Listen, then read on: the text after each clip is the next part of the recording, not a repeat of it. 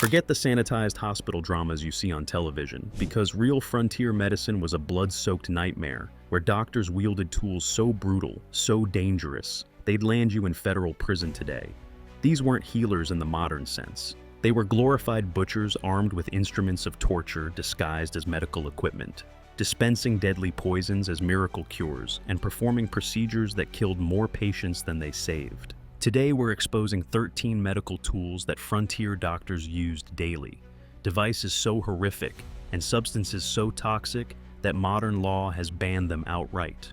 Get ready, because what passed for healing in the Wild West will destroy everything you thought you knew about frontier medicine.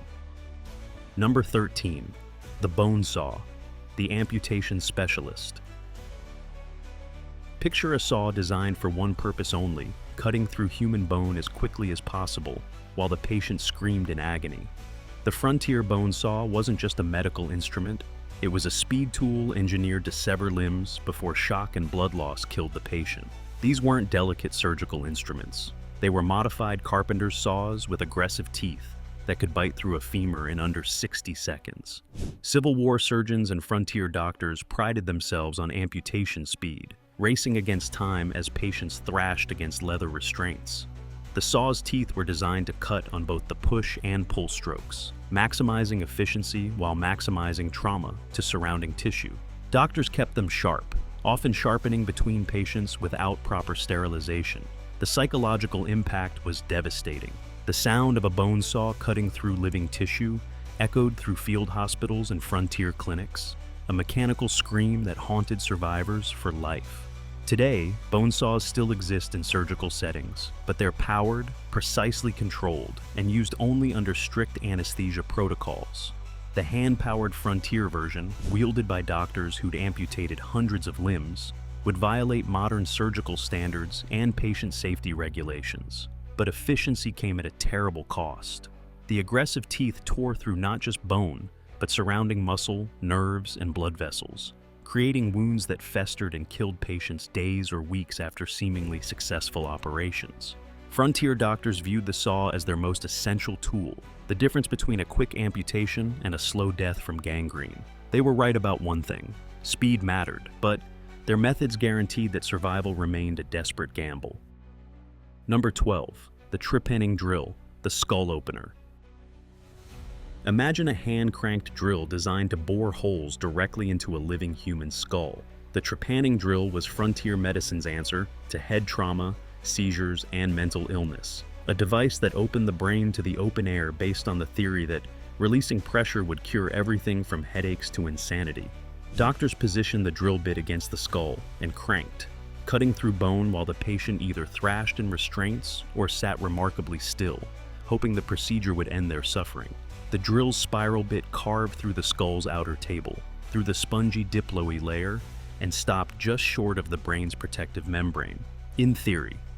In practice, many frontier doctors punctured straight through, causing catastrophic brain damage or death.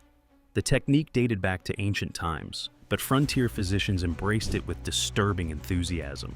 They drilled holes to treat epilepsy, depression, even simple headaches. Some patients survived and even improved, but most suffered infections that killed them within days.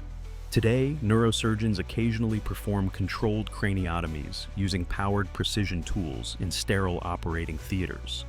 But the hand-cranked frontier trepanning drill, operated in dusty clinics by doctors who'd never seen an X-ray, would constitute criminal assault under modern medical law. The holes in skulls told stories doctors preferred to forget. Archaeological evidence from frontier cemeteries reveals dozens of skulls bearing circular drill marks, some showing signs of infection, others displaying multiple holes from repeated procedures. The desperation behind trepanning was understandable. When a loved one suffered seizures or mental breaks, families begged doctors to try anything. The drill offered hope, however false, that releasing mysterious pressures would restore health and sanity. Number 11, cocaine drops, the miracle anesthetic. What do you get when you combine pure pharmaceutical cocaine with zero regulation and frontier doctors desperate for pain relief? You end up with one of the most addictive and dangerous medical tools ever dispensed to unsuspecting patients. Cocaine drops weren't recreational. They were legitimate medical treatment, prescribed for everything from toothaches to depression. Doctors administered pure cocaine directly into eyes, noses, throats, and open wounds. Numbing properties made it revolutionary for minor surgeries and dental procedures. Patients who received cocaine treatments experienced immediate, almost miraculous pain relief. But they also experienced something else, the first rush of one of history's most addictive substances. Frontier doctors prescribed cocaine with the same casualness modern physicians prescribe aspirin. They had no understanding of addiction, no concept of dosage limits, and no regulatory framework to prevent abuse. Pharmaceutical companies marketed cocaine-laced products directly to consumers, including children. A bottle of cocaine drops sat on most Frontier doctors' shelves, ready to be administered for almost any complaint. The immediate effectiveness masked a deadly truth. Patients became dependent quickly, requiring ever-increasing doses to achieve the same relief. Today, cocaine remains a Schedule II controlled substance, legal only for specific surgical applications, under strict federal oversight. Possessing or distributing the concentrations Frontier doctors used casually would trigger immediate DEA intervention and federal criminal charges. The cocaine epidemic of the late 1800s created thousands of addicts who had no idea they were consuming one of nature's most powerful stimulants. Doctors genuinely believed they'd found a miracle cure, a substance that eliminated pain without the sedating effects of opiates. They were catastrophically wrong. Number 10. The scarificator, the bloodletting machine. Picture a spring-loaded device that could slice multiple cuts into human flesh simultaneously. The scarificator wasn't a torture device, though it looked like one. It was standard medical equipment for bloodletting, the most common medical procedure of the 19th century. This mechanical marvel featured multiple small blades arranged in a row, all triggered by a single spring mechanism. When pressed against the skin and released, the blades sliced through the epidermis and into the dermis, creating a grid of bleeding wounds. Doctors believed removing blood cured everything from fever to mental illness. The theory was simple and completely wrong. They thought many diseases resulted from an imbalance of bodily humors, particularly an excess of blood. The scarificator allowed them to quickly create multiple bleeding points, which they'd then cup with heated glass vessels to draw out more blood. Some patients lost pints during a single session. The device's efficiency made it popular among Frontier doctors who saw dozens of patients daily, but bloodletting killed far more patients than it saved, weakening already sick people and sometimes bleeding them to death. George Washington himself likely died from aggressive bloodletting that removed over half his blood volume. Today, therapeutic phlebotomy exists for specific conditions, but it's carefully controlled and scientifically justified. The scarificator itself would violate modern medical device regulations and assault laws. The spring-loaded mechanism, designed for efficiency, made the procedure faster but more traumatic. Patients describe the sensation as being struck by multiple knives simultaneously, a burst of pain followed by the slow ache of blood draining from their bodies. Frontier doctors performed bloodletting as routine preventive medicine, weakening healthy people in the misguided belief they were maintaining humoral balance. Number 9.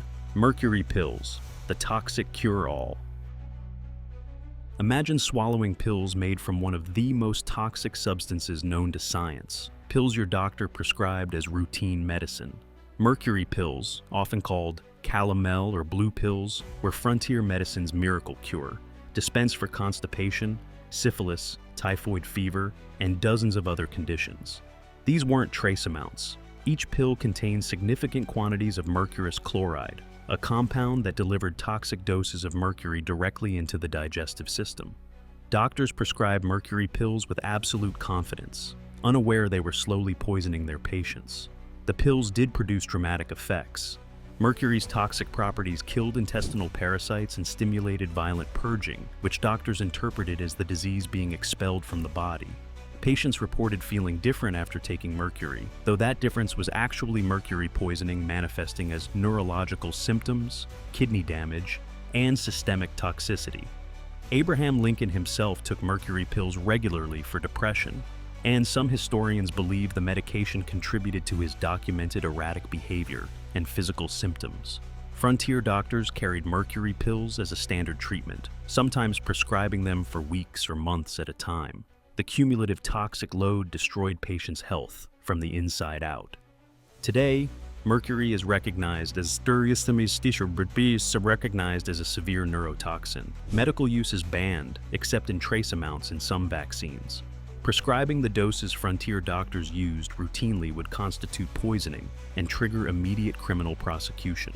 The blue mass pills contained up to 30% mercury by weight, enough to cause permanent neurological damage with extended use. Symptoms of mercury poisoning, tremors, memory loss, personality changes, were often attributed to the original disease rather than the treatment, leading doctors to prescribe even more mercury in a deadly spiral. Number 8. The bullet probe, the metal detector. Picture a long metal rod designed to be inserted deep into gunshot wounds, probing blindly for lead bullets embedded in muscle and bone. The bullet probe was an essential tool in the violent West, where gunshot wounds were common and surgical precision was a distant dream. These probes were simple instruments, essentially elongated metal rods with various curved tips designed to navigate wound channels. Some were straight, others curved at specific angles, each design meant to reach bullets lodged in different parts of the body. Doctors inserted them into bullet holes and felt around, trying to locate the projectile by touch alone. When the probe's tip struck metal, the doctor knew they'd found their target. But the journey to that discovery often caused catastrophic damage that killed patients days or weeks later. The probe itself wasn't sterile. Doctors wiped them on their coats between patients, spreading infection from wound to wound, without understanding germ theory or cross-contamination. As they pushed deeper, seeking the bullet, they tore through healthy tissue, severed blood vessels, and sometimes pushed the bullet deeper into the body, or broke it into fragments that scattered through the wound. Each thrust of the probe created new damage, new bleeding, new pathways for infection to spread. Frontier doctors had no concept of aseptic technique, no understanding that their probes were introducing deadly bacteria with every insertion. President James Garfield likely died not from his assassin's bullet, but from doctors repeatedly probing his wound with unsterile instruments over 11 weeks, creating infections that killed him. Multiple physicians inserted their fingers and probes into the wound, each one adding more contamination, more tissue damage, more opportunities for sepsis to take hold. The bullet probe represented frontier medicine's aggressive intervention philosophy. Find the foreign object, remove it, consequences be damned. Today, imaging technology like X-rays and CT scans locate bullets precisely without ever touching the patient. Blind probing would constitute gross negligence and malpractice, violating every standard of modern surgical care. Modern standards require sterile technique and minimally invasive approaches that frontier doctors never imagined. The psychological trauma of having a metal rod inserted deep into a fresh wound, without anesthesia in many cases, added another layer of suffering to an already agonizing injury. Some patients begged doctors to leave the bullet rather than endure the probe, often a wiser choice given the damage probing caused. Number 7. Arsenic complexion wafers, the beauty poison. What happens when frontier doctors decide arsenic, a deadly poison, makes an excellent beauty treatment? You end up with arsenic complexion wafers, small edible tablets containing toxic doses of arsenic trioxide marketed as skin treatments. These weren't underground products. They were legitimate medical prescriptions, advertised in newspapers and sold through pharmacies across the frontier. Doctors prescribed arsenic wafers to women seeking clearer complexion, believing the poison would give them the pale, translucent skin considered beautiful in the 19th century. And it worked, sort of. Arsenic is a cellular toxin that interferes with melanin production and can create an artificially pale appearance. It also destroys red blood cells, creating an anemic pallor that women of the era found attractive. But arsenic is accumulative. Each wafer added to the total toxic load, slowly destroying the patient's organs. Women who took arsenic wafers regularly developed neurological symptoms, kidney failure, liver damage, and eventually death. Some doctors recognized the danger and refused to prescribe them. Others dismissed patient complaints as hysteria or weakness. The Victorians and frontier Americans both embraced arsenic cosmetics with deadly enthusiasm, prioritizing appearance over survival. Today, Arsenic is classified as a known human carcinogen. Any medical product containing intentional arsenic would be immediately seized by the FDA. Doctors prescribing it would face criminal charges for poisoning and lose their medical licenses permanently. The advertisements for arsenic wafers promised clear skin, rosy complexion, and youthful appearance. They delivered tremors, hair loss, and slow death. Women consumed these wafers daily, sometimes for years, accumulating arsenic in their bones and organs until the toxic burden became unsurvivable. The beauty standards that drove arsenic consumption literally killed thousands of women who never understood their complexion treatment was poison. Number 6. The tobacco smoke enema, the resuscitation tool. Imagine a medical device designed to blow tobacco smoke directly into a patient's rectum. This wasn't a joke or a hazing ritual. It was legitimate medical treatment for drowning, respiratory failure, and various intestinal conditions. The tobacco smoke enema apparatus consisted of a bellows connected to a rectal tube. Doctors or assistants literally pumped tobacco smoke into the patient's lower intestine, believing it would stimulate respiration and revive the unconscious. The technique originated in Europe, but became popular among frontier doctors who saw drowning victims regularly in river towns. The theory held that tobacco's stimulating properties, absorbed through the intestinal wall, would shock the body back to life. Sometimes, purely by chance, the procedure coincided with spontaneous recovery, reinforcing doctors' faith in the method. But tobacco smoke contains hundreds of toxic compounds, including nicotine, carbon monoxide, and various carcinogens. Pumping these substances directly into the colon delivered massive toxic doses that damaged intestinal tissue and poisoned patients systemically. Many drowning victims who might have recovered with simple rescue breathing died from tobacco smoke poisoning. The practice persisted well into the 1800s, with some frontier doctors maintaining tobacco smoke enema kits alongside their other medical instruments. Today, the procedure would violate every principle of emergency medicine. Using tobacco products as medication is illegal, and the practice would constitute criminal assault and medical malpractice. The tobacco smoke enema represents one of medicine's most bizarre detours, a treatment so absurd it's hard to believe doctors took it seriously. Yet, resuscitation societies along major rivers maintain smoke enema equipment at regular intervals, ready for emergencies. The phrase blowing smoke, meaning to deceive or mislead, may originate from this discredited medical practice. Number 5. Chloroform inhalers, the knockout drops. Picture a bottle of volatile liquid that could render a patient unconscious in seconds, administered with no monitoring equipment and no understanding of proper dosing. Chloroform inhalers represented frontier medicine's first real anesthetic, a revolutionary tool that made surgery possible without the patient's screams and struggles. But they were also one of medicine's most dangerous implements.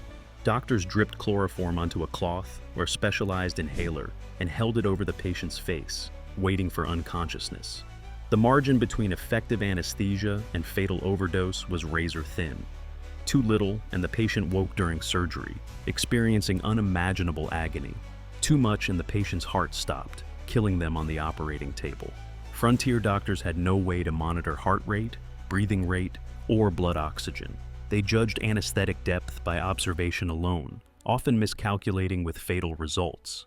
Chloroform also damaged the liver with every use, and repeated exposure could cause permanent organ failure. Some patients developed cardiac arrhythmias and died suddenly during seemingly routine procedures. But compared to surgery while fully conscious, chloroform seemed like a miracle. Doctors embraced it despite its dangers, performing thousands of procedures while patients lay unconscious, balanced on the knife edge between sleep and death. Today, chloroform is banned for medical use in most countries. Modern anesthesia uses precisely controlled agents, continuous monitoring, and trained anesthesiologists. Using frontier-style chloroform inhalation would trigger immediate license revocation and criminal charges. The chloroform era lasted from the 1840s through the early 1900s, during which thousands of patients died from overdoses. Doctors describe the deaths as chloroform sensitivity or weak constitution, never acknowledging their inability to safely dose such a dangerous substance. Number 4. The leach jar, the living bloodletters. Imagine a glass jar filled with squirming, blood-hungry leeches, kept ready to attach to patients' skin and suck out their blood. The leech jar was standard equipment in frontier medical practice, housing living medical instruments that doctors believed could cure everything from headaches to heart disease. These weren't small leeches. Medical leeches could grow to several inches long and consume several times their body weight in blood during a single feeding. Doctors stored dozens in water-filled beers, keeping them hungry and ready for use. When applied to a patient, leeches attached with their three-jawed mouths, each jaw lined with tiny teeth, creating a Y-shaped wound.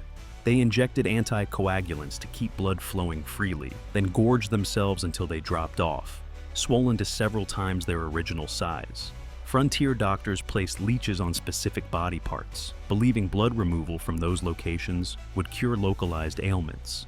They applied them to temples for headaches, chests for heart palpitations, and abdomens for digestive complaints. Some patients received dozens of leeches in a single session, losing dangerous amounts of blood. The leeches themselves carried bacteria and diseases, transmitting infections from patient to patient. Today, medicinal leeches are still used occasionally in reconstructive surgery under sterile conditions. But the frontier practice of maintaining jars of disease-carrying leeches and applying them indiscriminately would violate modern hygiene standards and medical regulations. The sight of a leech jar in a frontier doctor's office was common, the writhing mass of parasites waiting to feast on the next patient. Doctors prized particularly aggressive leeches, ones that attached quickly and fed voraciously, completely unaware they were spreading infection with every application. Number 3. Heroin cough syrup, the children's medicine. What do you get when pharmaceutical companies combine pure heroin with sugar syrup and market it as children's cough medicine? You end up with one of frontier medicine's most catastrophic mistakes, a product that created addiction in thousands of children while claiming to cure their colds. Bayer Pharmaceutical introduced heroin commercially in 1898, marketing it as a non-addictive alternative to morphine, a claim so absurdly wrong it borders on criminal negligence. Frontier doctors enthusiastically prescribed heroin cough syrup for children suffering from coughs, colds, and respiratory infections, dispensing bottles of the stuff with the same casualness they'd recommend bed rest. Parents administered spoonfuls of pure diacetyl morphine to their sick children, watching symptoms disappear as the powerful opioid suppressed cough reflexes and created euphoria that masked illness beneath a chemical haze. The medicine worked instantly, quieting sick children and providing apparent relief that seemed nothing short of miraculous. But heroin is one of the most addictive substances ever synthesized, a fact that would soon become devastatingly clear.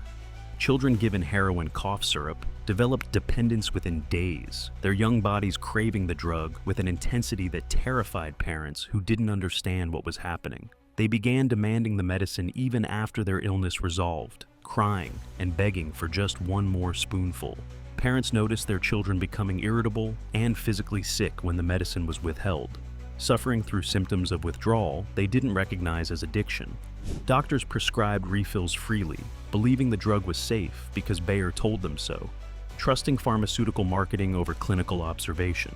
Some children consumed heroin daily for months, developing severe physical dependence before anyone in the medical community understood the danger they'd unleashed. By the early 1900s, heroin addiction had become epidemic, spreading through communities like a plague created by the medical establishment itself.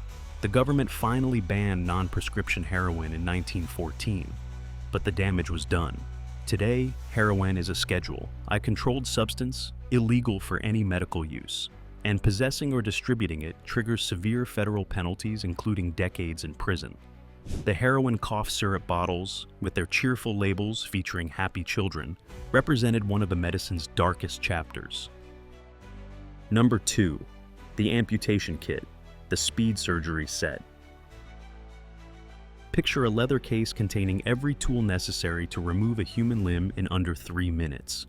The amputation kit was frontier medicine's ultimate surgical set, a collection of saws, knives, and clamps designed for one purpose: removing damaged limbs before shock and blood loss killed the patient.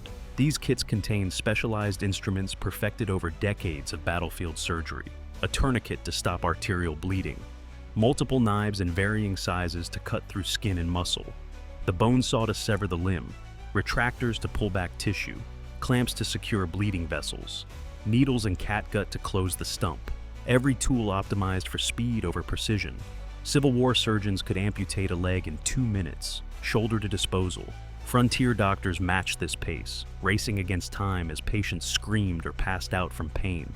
They didn't have anesthesia in many cases, only whiskey and leather straps to bite. The fastest surgeons became famous, though their patients often died anyway from shock or infection. What made these kits illegal today isn't their existence. Amputation remains a legitimate surgery.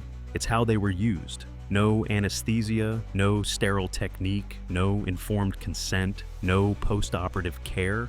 Frontier doctors amputated based on crude assessment, sometimes removing healthy limbs out of abundance of caution. The amputation kit represented medicine at its most brutal, where speed mattered more than the patient's survival.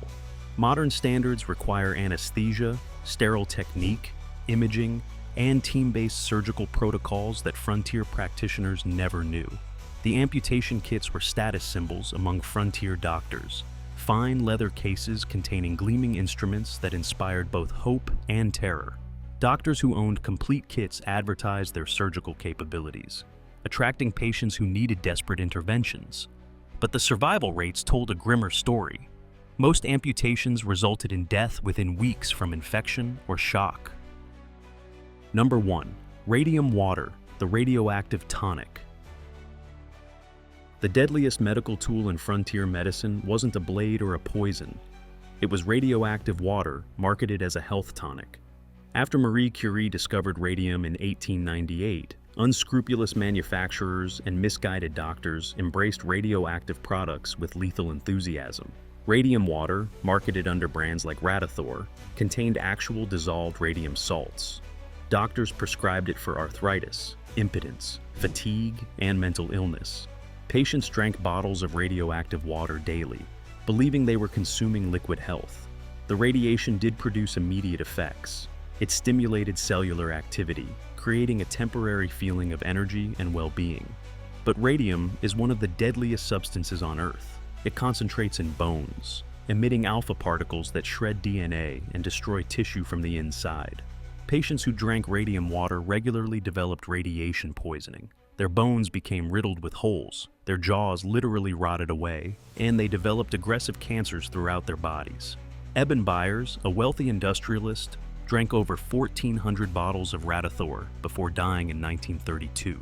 His body was so radioactive, it had to be buried in a lead-lined coffin. His jaw had completely disintegrated, his skull had holes, and he was barely recognizable. The Wall Street Journal headline read, "The radium water worked fine until his jaw came off." Today, radium is recognized as an extreme radiological hazard.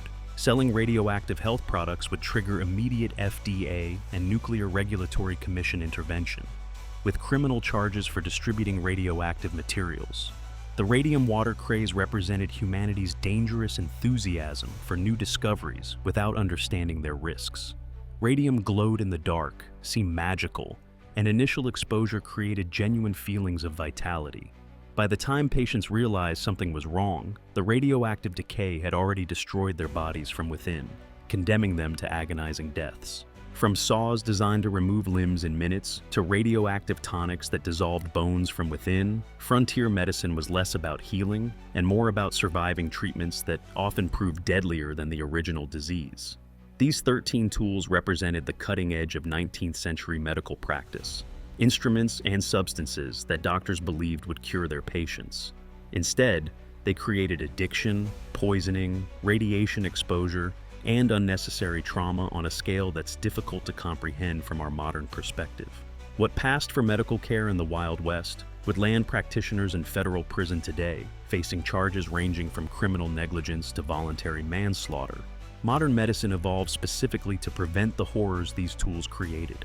Every regulation, every safety protocol, every ethical guideline exists because frontier doctors killed patients with treatments that seemed reasonable at the time. Federal drug regulations didn't emerge from abstract concern about public safety. They were written in direct response to heroin cough syrup, addicting thousands of children and cocaine drops, creating dependency in patients who sought simple pain relief. The Pure Food and Drug Act of 1906 and subsequent legislation came about because unregulated substances were literally poisoning the population. Medical device standards emerged from brutal instruments like scarificators and bone saws that caused more harm than healing. The FDA's device approval process exists because unregulated medical instruments maimed and killed patients throughout the 19th century. Radiation safety protocols were written in the radioactive bones of radium water victims, like Eben Byers, whose jaw disintegrated from drinking what he believed was health tonic.